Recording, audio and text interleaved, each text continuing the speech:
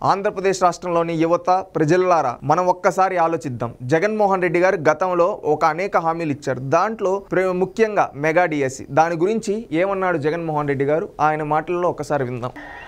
అధికారంలోకి వచ్చిన తర్వాత మెగా డిఎస్సి పెడతామని చెప్పి ప్రతి పిల్లాడికి చెప్తా ఉన్నా.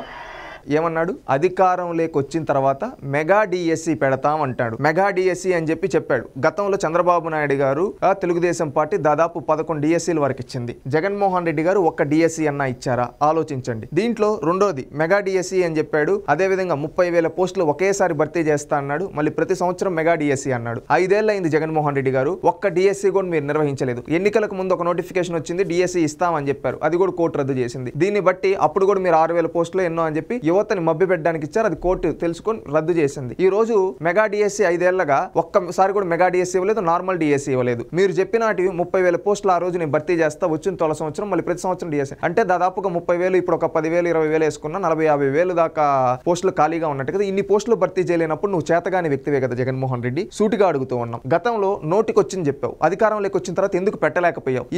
ఆ రోజు నువ్వు దీని తర్వాత ఇంకొక మాట కూడా అన్నావు, డిఎస్సీలు వస్తాయని చెప్పి మన పిల్లలు కోచింగ్ సెంటర్ లో మగ్గుతూ ఉన్నారని.